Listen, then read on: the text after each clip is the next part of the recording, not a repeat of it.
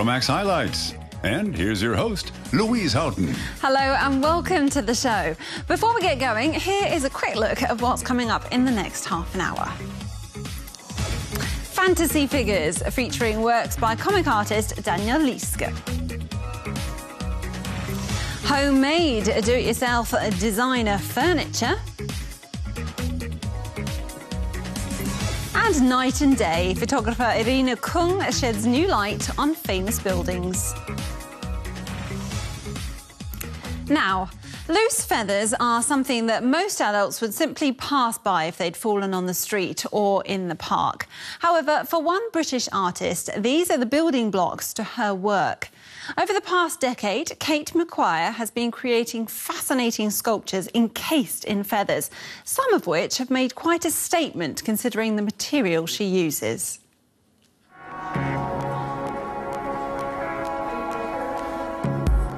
The sculptures are based on the lines of the human body, but covered with feathers.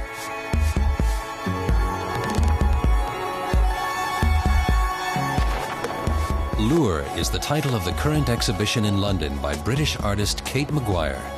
It's a reference to the ring of feathers falconers use to train their birds.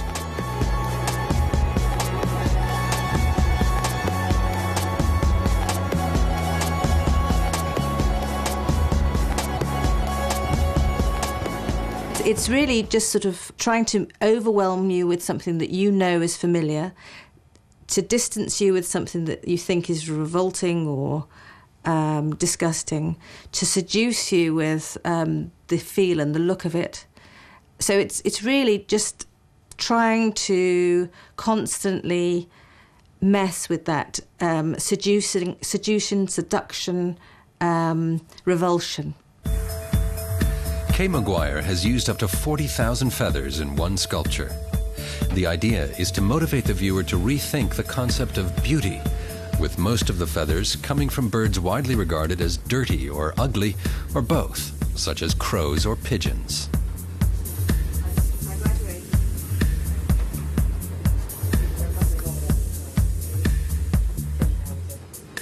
I think the feather is an incredible object. It's so light and it is so powerful and it allows the bird to fly. But it is an incredibly thin and well-engineered thing that we couldn't possibly do, we couldn't possibly make as humans. This piece is made entirely out of magpie feathers. No birds are harmed or killed for Kate McGuire's art. Every week, boxes and envelopes full of feathers are delivered to her studio, which is on a houseboat near London. They're sent by breeders and individual members of the public. Kate McGuire is an interior designer and a mother of two. In her late 30s, she decided to study art. Her graduation project was bought by renowned British art collector Charles Saatchi. It was an installation made of 27,000 wishbones, the beginning of a successful career. I just thought it was an opportunity to do something really big that I possibly wouldn't get elsewhere. So I did that, and with the full expectation, really, of taking them down at the end of the degree show and putting them in shoeboxes under my bed again. But it was not to be, and it went up into the Saatchi Gallery within 2 weeks of the show finishing. Now, 8 years on, Kate McGuire's pieces can be viewed in collections and exhibitions all over the world. They range from small framed pictures to room-sized sculptures. Some of them are a thinly disguised criticism of consumerism. Evacuate, for example, is made up of feathers from all the kinds of birds that have been cooked in this oven. People are very astounded by the work that I make, and I enjoy that, those remarks, I suppose. It's a visceral thing. I think it's a sort of bodily response to something that we don't understand and we sort of get a slight sort of revulsion from, but also you see a beauty of it in it, you want to stroke it. A feather sculpture by Kate McGuire can fetch as much as €60,000. Her Lure exhibition is on at the All Visual Arts Gallery in London until mid-February.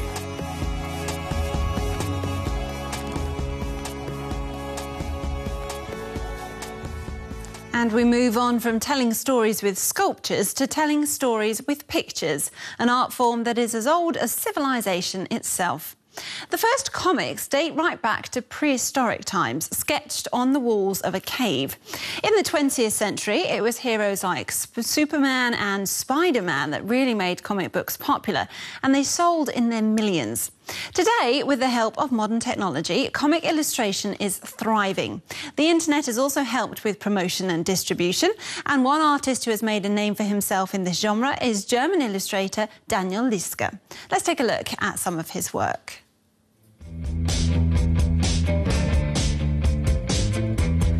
Jonas, a boy with poor grades but a great imagination, finds a strange picture frame in an attic.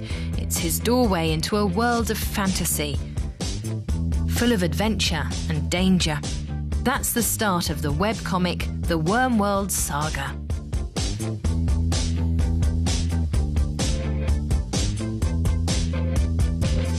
The story was also the start of an adventure for Daniel Lieske. It made him one of Germany's most popular graphic artists. I'd describe myself as a child of the 1980s, as far as how I've been influenced by pop culture. I saw all the movies over and over, Star Wars, Indiana Jones, all the fantasy films like The Dark Crystal, the Jim Henson stories. They're all stories that have a very strong humanistic element. The protagonist goes on a journey and grows up, undergoes a transformation. That's a foundation I share with a lot of people. About 1.6 million people have read his comic since it went online at Christmas in 2010. Lieske used to design computer games. Now his former hobby is his day job. He takes full advantage of digital technology. Instead of using the conventional comic layout where the flow of panels is interrupted to fit on a single page, Lieske draws on what's been dubbed the infinite canvas, where images can merge into each other. It gives me an experience that's like a movie, which also isn't interrupted by turning pages. And it offers very exciting narrative possibilities. With an endlessly scrolling canvas, I can create effects that I couldn't manage with turning pages, like long virtual tracking shots from top to bottom, for example. There are all sorts of exciting possibilities which I'm exploring from chapter to chapter. Since 2011, the Wormworld Saga has also been available as a free mobile app. There's also a premium collector's edition that includes special features. Along with the sale of signed prints, Lieske can now live off his comic. The comic is free on the website, but many fans support him through crowdfunding, which helped launch both the app and a fan shop. And volunteers have translated the comic into 22 languages. What's really crazy is that a fan is even doing the layout for the translations. He said, "Hey Daniel, I noticed you're having trouble keeping up with the layout. I could do that." I don't want to take advantage of my fans, so for a long time I really resisted it. It's estimated that there are tens of thousands of webcomics around the world. It's not yet clear how they'll change the world of graphic novels. So far, only a limited number of webcomics are published in book form. The comic book store Modern Graphics in Berlin has been in business for more than 20 years.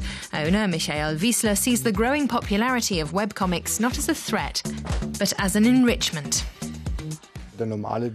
Normally, the artist goes looking for a publisher. Oftentimes, the publisher doesn't recognize their talent or doesn't have time for the project. Sometimes it's justified, sometimes it isn't. But if you don't have a publisher, you can't get your books out there and find an audience. But the web is democratic. So just as with music, the web creates new opportunities for comic book authors. Daniel Lieske has now also published his Wormworld Saga as a book, largely in response to demand from his fans. I do wonder what exactly I'm doing right. But at the same time, I try not to overthink things or spend too much energy on recreating whatever makes it so successful. What I want to do is tell the kind of story I'd like to read myself.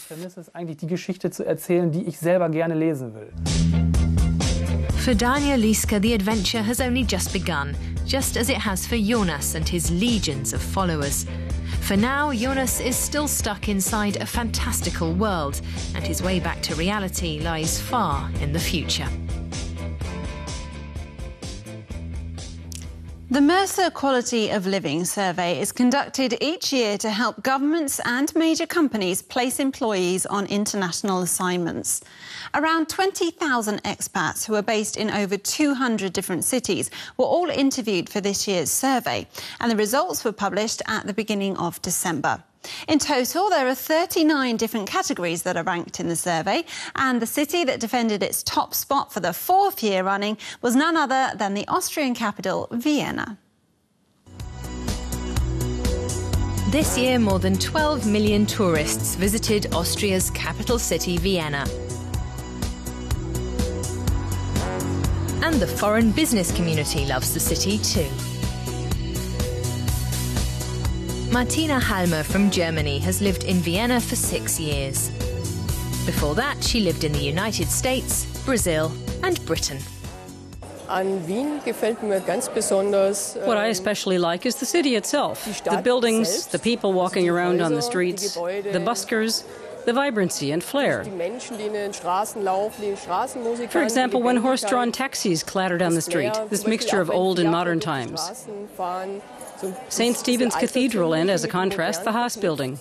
Tradition and modernity. I really like that.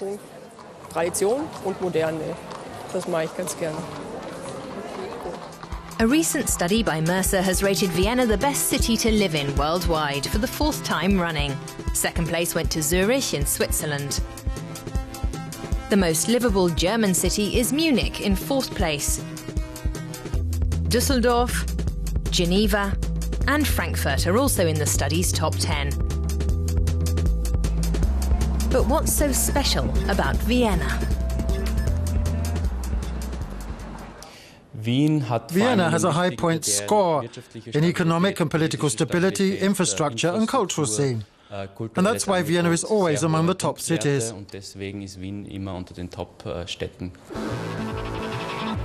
20,000 expats were polled for the survey. Points were awarded in 39 categories.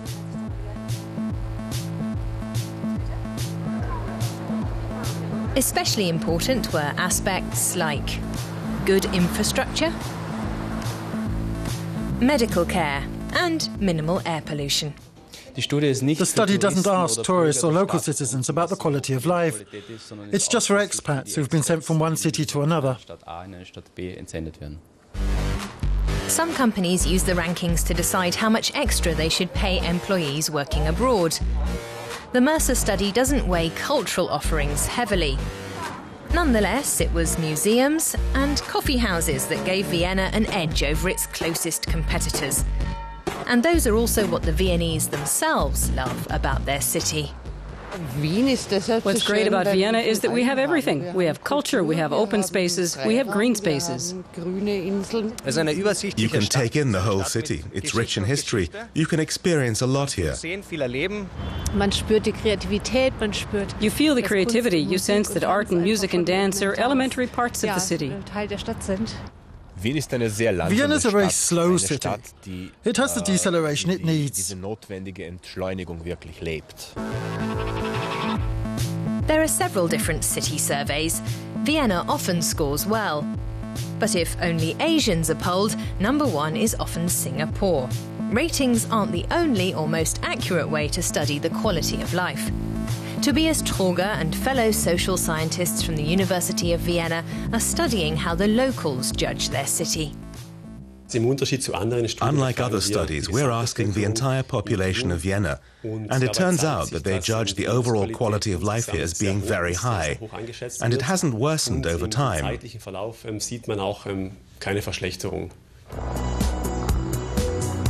Vienna is a safe city, even at night. Another aspect that the study says makes it one of the best cities in the world. When I read that in a newspaper, it makes me happy, because I see there are other people who think like I do. And that's a kind of confirmation. I like Vienna just as well, and then I'm proud that I live here.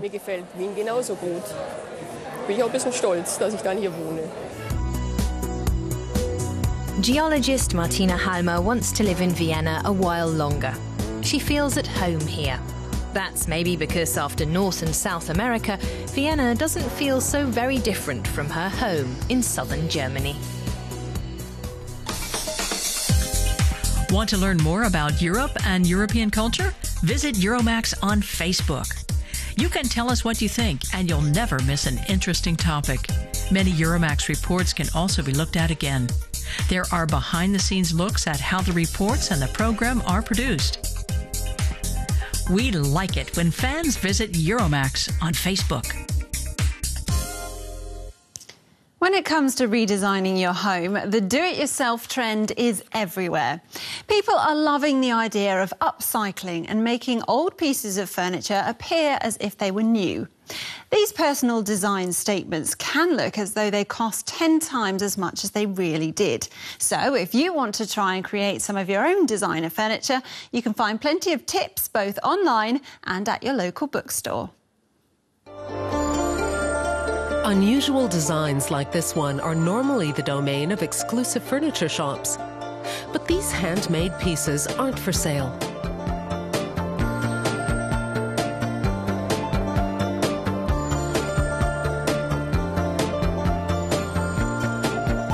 Some of them were made by Hamburg photographer and set designer Peter Fehrens.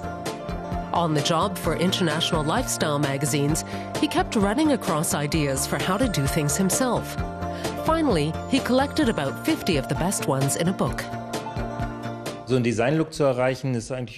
isn't at all hard to achieve a designer look, because lots of materials already have it. Construction lumber, for instance, has a great patina. You just have to finish it a bit, cut it to size, and assemble it in a way that doesn't take lots of time or money, but gives you a fantastic look.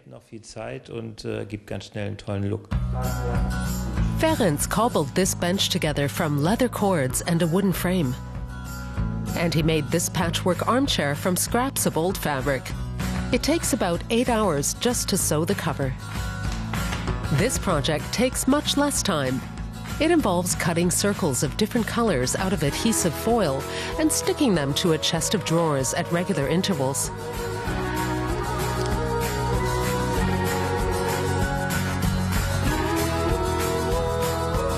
Designer looks don't necessarily mean lots of work.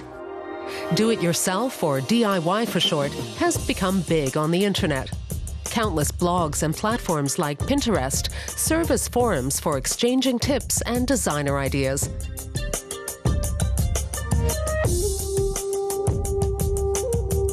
The German lifestyle magazine Couch regularly devotes special issues to the subject. I think the quality of items with designer aspirations is getting better. People are better informed. Nowadays, they have a much broader knowledge of design, and they won't accept this kind of item looking like it's been slapped together anymore. It has to look very professional and quite smart and stylish. American artist Christopher Stewart collected ideas in one of the best-known do-it-yourself books. Here, an old window frame becomes a portable table. This floor lamp is made of plastic tubes. Some of the projects are rather challenging. It's good for do-it-yourselfers to know how to handle a welding torch and pipe cutters. These concepts came from 30 internationally renowned designers. Their ideas are freely available to copy. I don't think DIY is any competition to the big furniture makers, whether it's IKEA or a high-end Italian manufacturer or the Scandinavians. I think it complements them.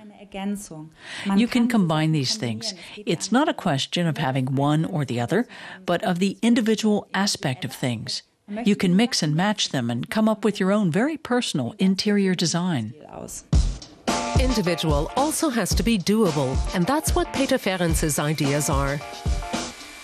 These deco letters are made of cardboard, but with a little oxidation ink. They look like rusty metal. And this table may resemble expensive malachite, but it's just cleverly painted. Good design for do-it-yourself is not necessarily a question of money, but also of ability and imagination. The large format photographs by Irene Kung are mesmerising.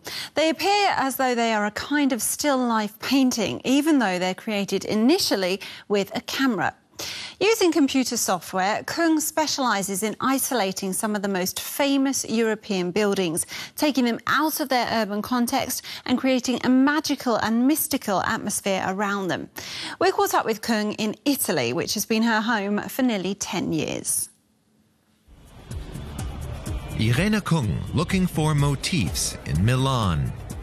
She photographs the best-known buildings, like the cathedral, and bathes them in stillness.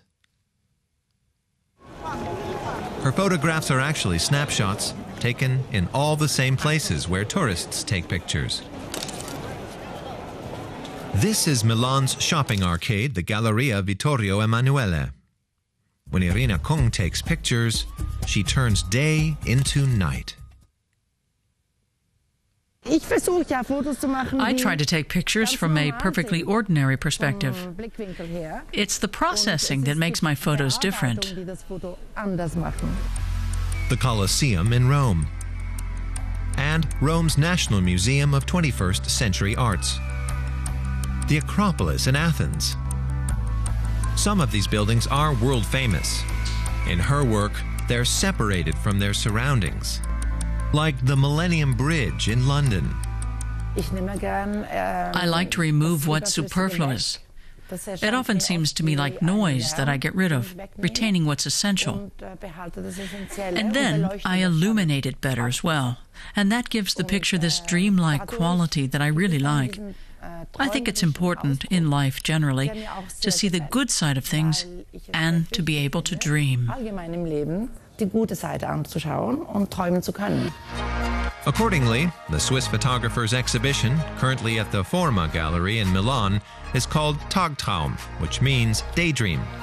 It includes her most recent works, large format pictures from a trip to China. A book has also been published featuring many of her most popular photos. Irene Kung's pictures have been shown in New York, London, and Beijing. Many visitors to the gallery are fascinated by them.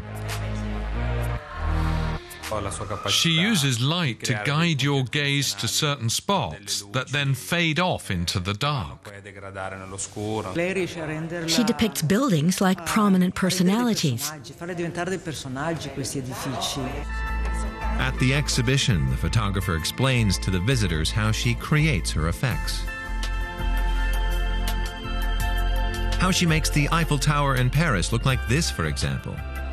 Irene initially studied painting before she took up photography. Her first photo 6 years ago was this olive tree.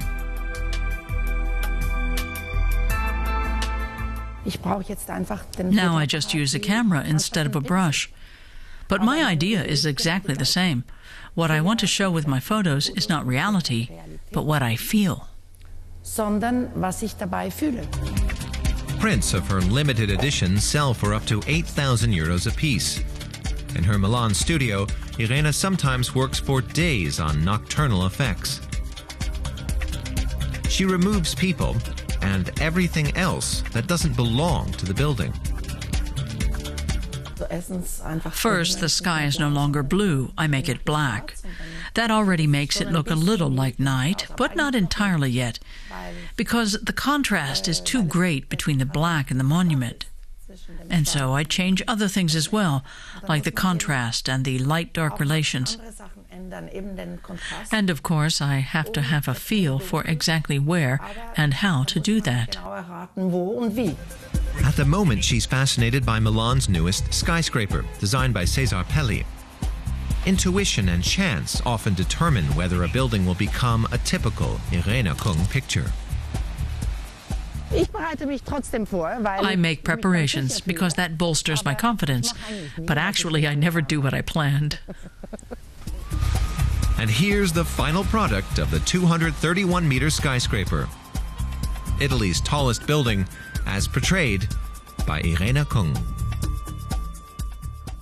And that brings us to the end of another edition of Euromaxx Highlights. So all that's left for me to do is to say goodbye. Thank you for watching, everyone, and until next time, take care. Cheers.